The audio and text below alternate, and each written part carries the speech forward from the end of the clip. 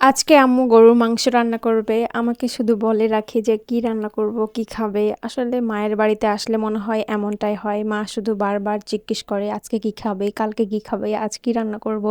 তো আজকে হচ্ছে গরুর মাংস রান্না করেছিল, মানে ভিজিয়ে রেখেছে।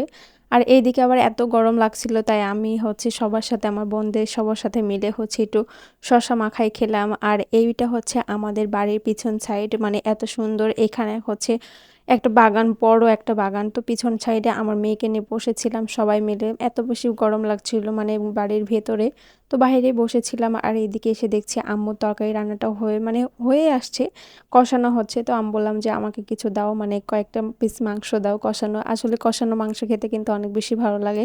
যখন নিজে রান্না করি তখন কিন্তু খেয়াল থাকে না খাওয়ার প্রতি, কিন্তু বাড়িতে আসলে কেউ রান্না করলে তখন অনেক বেশি ভালো লাগে।